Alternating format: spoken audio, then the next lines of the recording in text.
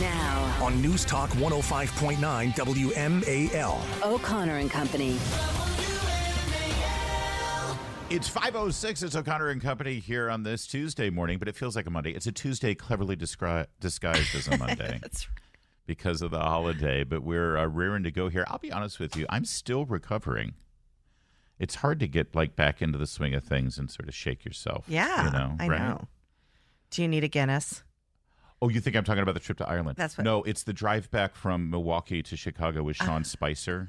I'm still recovering from that. That was just still. And you definitely need a Guinness. Gives me a headache, that whole situation. Or maybe It was hard rough. liquor. Yeah.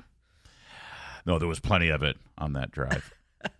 Coming up on this very morning program that you love to listen to for 4 hours, it's 7:35. Steve Moore, Heritage Foundation, about the state of our economy. Bidenomics, it's working. 8:05. Story Zimmerman running for Fairfax County School Board in the Mount Vernon district. Hey, listen up, Mount Vernon. This is a district that could be won. And at 8:35, Brent Bozell on the media coverage of Joe Biden, or the lack thereof, the covering up of the Joe Biden presidency. I am Larry O'Connor, and if you missed our fabulous Labor Day program yesterday, let me be the first to say I'm back from vacation, and thank you again to Andrew Langer for filling in. Good morning, Julie Gunlock. Good morning. How are you? I'm great. Good. We're raring to go here, listen to that. and we are going to seize the day, and we are going to be just at a full schedule and get all of our duties and responsibilities taken care of, unlike the First Lady of the United States.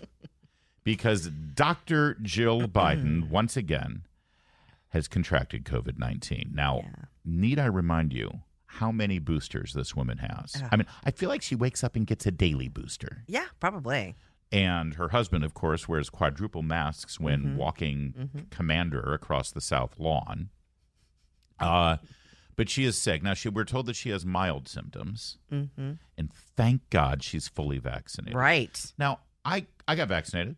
You got vaccinated. We were stupid enough to believe Dr. Fauci and Joe Biden, and by the way, Donald Trump, who said the vaccine is a miracle, and if you get the shot, you won't spread it. You won't get it, and you won't spread it. That's what they told us. Right. So we got the shot. But at least they've apologized for that. Yeah, right. They admitted they were wrong. Yeah. They're really sorry that people lost their They're gonna jobs do better, and got fired right? because of it. So we did. We got the shot. I haven't gotten any boosters since then. And by the way, the biggest reason I got the shot was because I wanted to travel internationally, and the other countries required it for international travel as well. But that said, I have not gotten any boosters. I haven't gotten anything since the 2 shots, 2021, that I had to get. May of 2021. I waited my turn, my age group. Yeah. And since then, I haven't gotten a shot, and I haven't gotten COVID. And almost every single person I know that has gotten COVID a second time got booster after booster after booster. Yeah, I got 1 booster, and I have now stopped. Everything's come to a screeching halt. Yeah. And, but I have a lot of regrets about certain things. I regret getting my kids the vaccine. One of them didn't get the full thing. If you don't have regrets in your life, you're not living right. I know, I get it. But this is look, this isn't a fun Saturday night. This is like this is really serious, and I think there are some questions out there, and but it really is interesting that people who have gotten their boosters at each time they're available seem to get it multiple times. Yeah. Harold Ford on Fox, he told the panel of the 5, probably last week, that he's had something like 7 boosters, and he's gotten COVID like 4 times. Yeah. I mean, so it's I just wonder, astonishing. and I'd love to get Marty McCary on here to talk about it. By the way, we're focusing on this because, of course, you're hearing institutions all across the country as we get ready for school to open again, rolling out new. School has opened in many jurisdictions as well, I should say. Thank God. They're rolling out new mandates. They're rolling out higher institutions, universities. We talk about Michigan and yesterday. we're starting to see the rumblings of masks again. And, like you said, at Michigan, making kids stay in a hotel for 5 days. So, that's as important context to have, and I'd love to get. And Marty McCary is railing against that now, and he's saying this is outrageous. They're trying to do this again. So maybe we should try to get him on this week, because I wonder if the phenomenon of people getting booster after booster after booster being more susceptible to getting the virus, which he has told us about. He said apparently these antibodies give you a big spike right after you get the booster, and then it actually brings you down lower than if you had natural immunity from actually just contracting the virus. And I wonder if you catch the virus after being boosted, the remaining antibodies that those of us who now have some level of natural immunity because we got the virus, those remaining antibodies aren't as strong or as vigorous because of the boosters. You know what I mean? Yeah, no. Like the booster and the antibodies that are in your system weren't enough to protect you from getting it, but they do kill off whatever natural immunity you may have been able to build up. So you're actually more susceptible. Right. I'm also curious That about the makes different. logical sense. It does, and I'm also curious about the different strains. Like, do you have natural immunity To just the to Delta just the one? or Yes, the that were. Omicron or Yes, whatever. yes. Yeah. So yeah, it'd be great to talk to him. By the way, one other interesting item that we always like to note when Democrat married couples are exposed to COVID-19, I want to assure everyone that President I Joe forgot Biden, you did that. President Joe Biden, the loving, doting, devoted, passionate husband of Dr. Jill Biden, has tested negative. So once interesting again, we have a situation. He's sleeping with Commander. So, I just want to point out again, when I got COVID, Meredith got it within 24 hours. Almost everybody that I know who has a normal, healthy, loving marriage, when one person gets it, the next one gets it within 24 to 48 hours. Yeah. But like Barack and Michelle Obama, like Kamala and whatever her husband's name is, and like Joe and Jill Biden, once again, we have one of them catching the virus. That's true. I don't know his name. What is his name? Dan? Bruce, I think. Mike? Bob? Lance? I don't know. Brett? I'm trying to think of the most effeminate names. Chad? Sasha. Anyway. Sebastian. Dr. Jill is sick and Joe is not.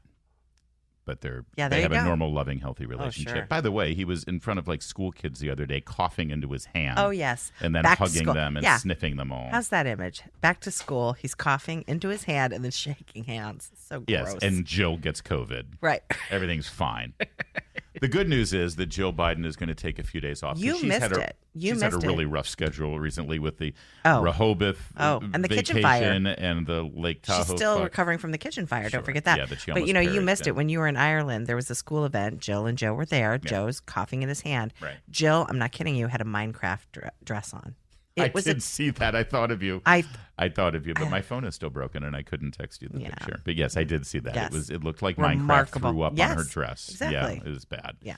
Also, one curious item that I've been searching through all the stories, the reports of Jill Biden catching COVID-19. You would think a doctor of her stature, with her kind of advanced medical training as a doctor, that she would have been able to prevent this. Or at the very least, is she treating herself, do you think? Must be. Yeah. Do you think? Because that's the good thing about being a doctor, is that you actually can administer whatever medicines you need for yourself. Write scripts. Being a learned and well-trained doctor is like she that Jill kind of Biden doctor, is. Larry?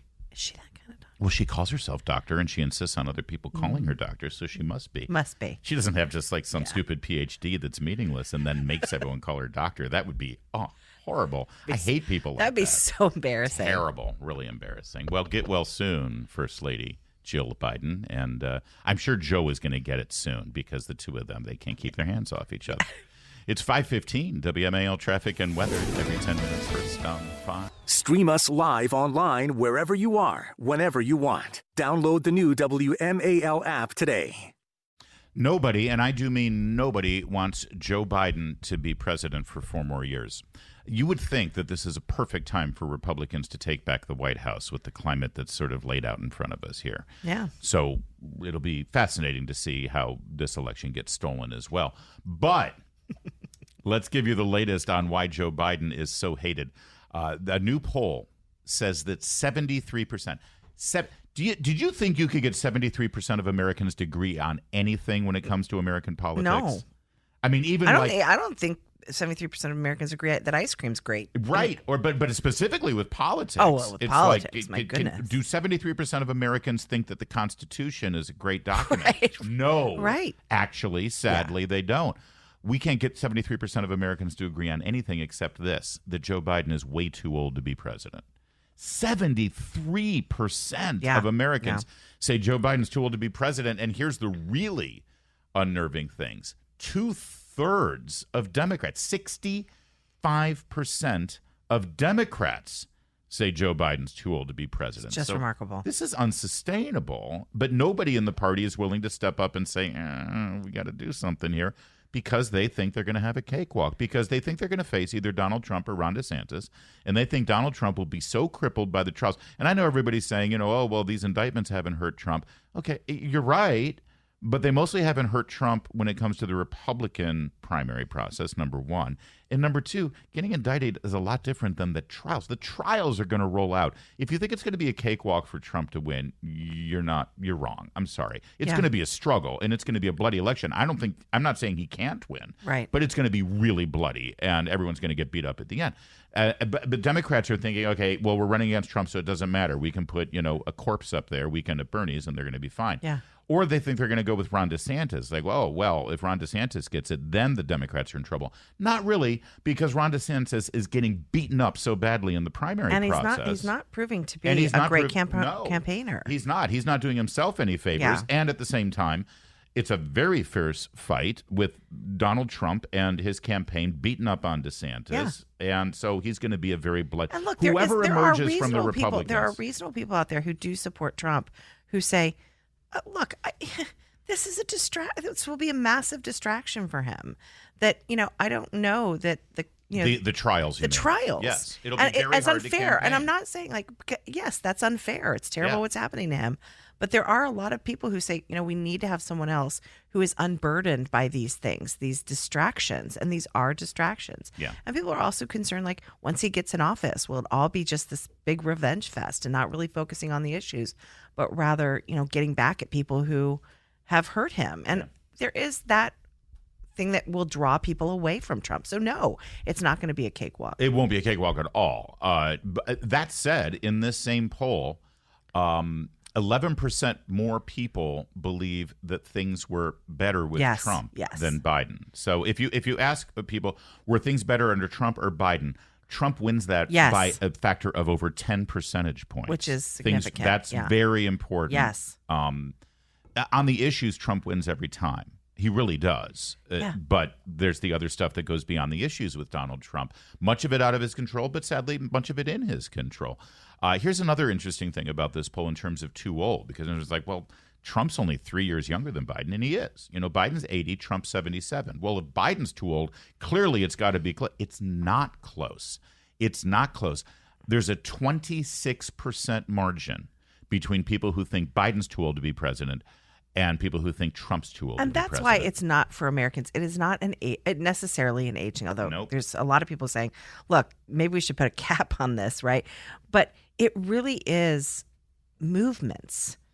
We've all seen parents get old. We've all witnessed this, right? Where they start getting stiff, where their movements are sort of robotic, where they sort of ramble. Or like the Wall Street Journal wrote this really interesting piece last week about how they start filling in the gaps. They don't remember things. So you get these kind of, made up stories, which Biden was doing when he was 30 years old. But the point is you start to see these things. We all know that Biden is suffering. He's really declining rapidly.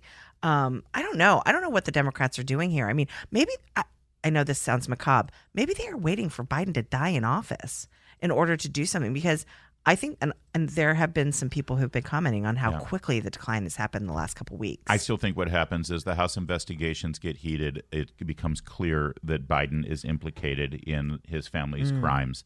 And the deal that is struck within the Democratic Party is that he steps down and does not run for re-election, thus being protected from impeachment, and maybe even resigns from office. Let's see. So Kamala Harris can run as an incumbent, and then we'll see how that works. That's my hunch is what happens. You think it'll be Kamala? I think they're going to be stuck in a place where that's their only choice. Yeah. And the idea of a historic black woman becoming president overrides Gavin Newsom, who's just another white guy. Yeah. That's my hunch, but we'll see what happens. It's 5:22. Making sense of your world. I'm a millennial, and I love your show. News Talk 105.9 WMAL is fantastic. Making sense of the news. Now on News Talk 105.9 WMAL. O'Connor and Company. Democrats are so confident they're going to win with Joe Biden, even though 73% of Americans think he's too old. That's why they're systematically trying to remove Donald Trump's name from the ballot. Right. That's the sign of There a you go. confident political party. Yes. Let's just make him, ineligible to run. Yeah, that'll do it. That'll do it. Great plan, guys. It's O'Connor and Company at 5:37. Coming up at 7:35, Steve Moore. At 8:05, Story Zimmerman running for Fairfax County School Board. And 8:35, Brent Bozell. I'm Larry O'Connor. She's Julie Gunlock. And Good morning. good morning. I think Donald Trump made Mexico great again.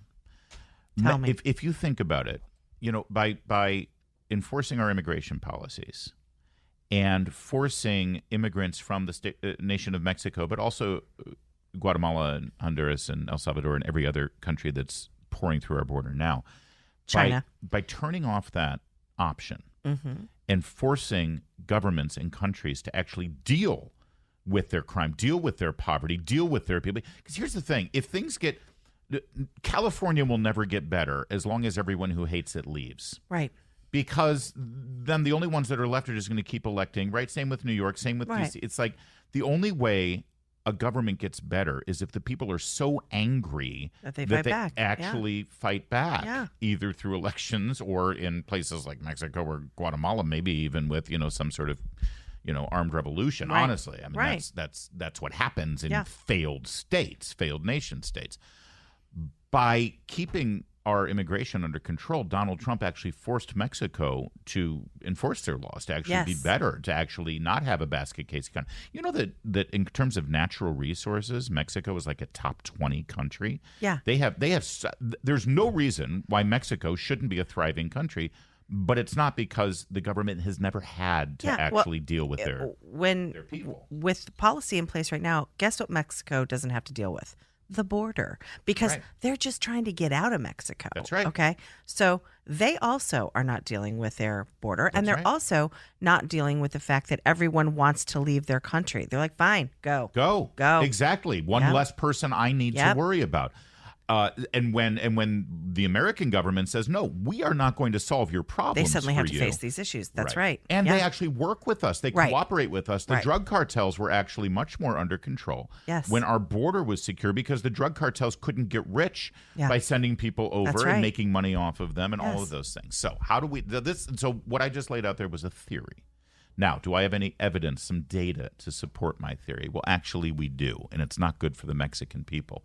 9 Mexican cities right now place among the top 10 most deadliest in the world. Think about that. So you make a list of the top 10 deadliest cities in the world.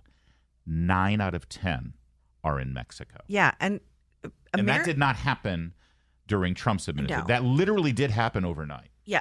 Yes. And we allowed it. And Americans need to understand. I mean, you think about the cities on the southern border and what they deal with. These ranchers who own hundreds of thousands of acres on the southern border. You think about what they are dealing with, how scary it is, right? And the idea that Chicago and New York mayors and some mayors in California are saying, gosh, this immigration problem and, our shelters are overwhelmed. What do they think these cities on the southern border deal with on a daily basis? And again, we now have a country on our southern border that has 9 of the 10 most dangerous places in the world. Yeah. This is a national security issue. This is really scary and horrifying for the people of Mexico. Yeah. Remember when we were supposed to care about people? The Mexican people? Yeah. Should we care about the only them? way you show compassion to the Mexican people, apparently, is to create a climate Chaos. where they have murder in 9 of their major cities. One of them is Acapulco. Remember the Love Boat? Fred Yeah. Grandy, used to host Yeah. this show. He was Gopher. Yep. He preferred talking about his congressional record. But I remember watching the Love Boat. And one of the exotic ports that the Love Boat Right, of would course. stop at was Acapulco. Yeah. I remember as a kid thinking, wow, Acapulco must be Someday so I'm cool. gonna And go it to was. Acapulco. Back then, Acapulco was really, it's now the 10th deadliest city in the world, Acapulco, Mexico. Yeah. And you're right. This is a national security issue for us, for this country, because you're telling me that the city of Juarez, which is right on the border at El Paso, you're telling me that the murderers that are wreaking bloody havoc on the streets of Juarez are going to walk up to the Rio Grande. well, as soon as we cross the border here, You got to cut it out. yeah, let's just, get jobs at the 7-Eleven and we won't be, murdering drug lords anymore. Yeah. Of course it bleeds over. 9 of the 10 are in Mexico. And then additional 2 placed 13th and 14th. Jeez. I mean, Mexico is as you mentioned, it is a failed state. Yeah. And it is incredibly dangerous that this violent country is on our southern border, and these people are flooding over our borders. And look, this is this is a humanitarian crisis. And it affects this country. It also affects us financially because we will end up Cleaning up the mess at some point. But you're right, to bring it back to the compassion and the caring and how, we don't like Trump and his mean things that he says about the wall because it's so, it shows no compassion for the Mexican people. Well, your policies have made the Mexican people the victims of rampant murder and lawlessness, all right? If you really care about the people outside of this nation, if you care about Mexican people, you'll actually do something that actually will help them. And that's not at all what you're doing right now. By the way, we're missing one other headline here. 9 out of 10 of the deadliest cities are in Mexico. The one outlier, New Orleans. New Orleans, Louisiana. This is murders on a per capita basis. Really? Yeah. And it's a red state, right? Louisiana's a red state, but New Orleans is dominated by Democrats. And has been. I mean, 100% dominated. Yeah. Wow. It's 5:43. Bernie Moreno. Not Bernie Sanders, not Rita Moreno. Bernie Moreno. He is running for Senate in the state of Ohio. He's a Republican, conservative, trying to get the nomination there. And he was in Midtown Manhattan, and he put together a video on social media on his X.com account detailing one of the issues that New York City is having with regard to all of the illegal immigrants that Greg Abbott and Ron DeSantis and other governors have moved up to that sanctuary city, that sanctuary city paradise of New York City, right? Yes. And listen to the details that Bernie Moreno lays out for you about how the city of New York has taken federal money that was earmarked specifically for border towns and border states to deal with their crisis, and how that money is being used right now for illegal immigrants in New York. Years ago, shining example of American ingenuity, American greatness. Today, this hotel is fully occupied, all 1,025 rooms, completely booked. This is the Roosevelt Hotel, by the way, in Midtown Manhattan. Yep. It is a beautiful old hotel. Yeah. Full of illegal migrant families being housed here at a cost of $6,000 per month per family. That's $75 million in taxpayer money used here at this one hotel in Midtown Manhattan. The worst part of the story, this hotel is owned by the Pakistani government. That's right, the same government that housed Osama bin Laden is now getting $75 million a year from American taxpayers that house families that are here illegally in America. Where do you start? I mean, there's I a know. lot to unpack there. First of all, well done, Bernie. Yes. Well done. Okay. Can we also just talk about the fact that probably outside the Roosevelt Hotel are homeless American citizens? Probably military veterans. Right. Or people who are addicted to drugs, fentanyl, also coming over the border. Yeah. Mental health issues. And they're allowed to rot on the streets. But if you're an illegal alien who crossed the border, walked over the border, right, the open border, Biden's open border, you get a swank hotel suite. That's right. Wow. Right, for $6,000 a month. Yeah. Yeah. Not a bad vacation. Yeah. Quite a holiday. Yeah. I might Probably need a to try free that. phone. Yeah. The good news is, if you want to go to Mexico, they'll put you up in Acapulco, in a nice place. Right. They'll cut your head off. Well, there is that. Yeah. But this is exactly the Democrats' plan and This policy. is the vision. This is the vision. This is the vision. That's right. This is the vision. And just like we've seen, no attention to Maui, no attention to East Palestine. No attention to unless you want to spend time talking about Joe's pretend kitchen fire. And American citizens are put on the back burner, but you're an illegal, you get a swank hotel room. This is just astonishing. Well, because the whole idea is you talk about the people who are living on the streets. They'll do the same with the homeless people who are living on the streets as well, because all they want to do is just sweep it off the streets and get rid of it. And it's like, how dare you have this expensive hotel with vacant rooms while these migrant workers are here? If they're migrant workers, what are they going to New York for? Also, where are these migrant workers' families, right? It's always these young men coming over the border, right?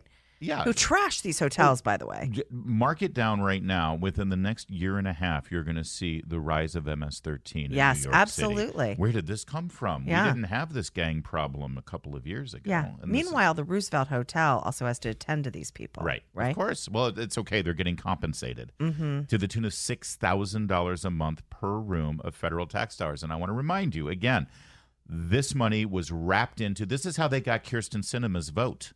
This is how they got Joe Manchin's vote. This is how they got certain squishy Republicans to vote for all of the spending that just happened. You know, when Joe Biden goes up there and says, I was able to engineer bipartisan spending, part of that bipartisan spending was, okay, fine, I'll give some money to the border. We'll throw some money to El Paso. We'll throw some money to Nogales or the border towns in Arizona. And they sweeten the pot so that they get the vote from Kyrsten Sinema, they get the vote from Joe Manchin, and then that money is now diverted to New York City. Yeah. Because Eric Adams started to thump his chest. Yeah. Because they have, 10,000 people who have been sent there, where 10,000 is less than a day crossing in Texas. This really does, I think, this is one of the things that really gets to people. You know, I've talked to people who live in New York, and the homeless are just stretched out. You have to walk over them. In some cases, you have to walk into the street because the sidewalks are filled. I mean, San Francisco, we know that city has been overrun with homeless and drug-addled people.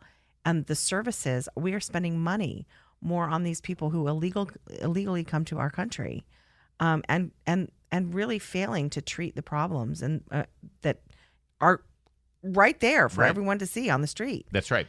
Well, that's the whole point. They don't want it on the street, so they sweep it off. They spend their money, and they'll coast to the next election. Yeah, they can't sweep it off, though, Larry, anymore. I mean, it is visible. People are walking over bodies in some of these cities. The smell of pot is everywhere in New York City. It's become a disaster.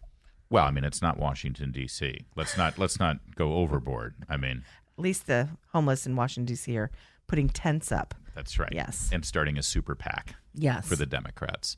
It's 5:53.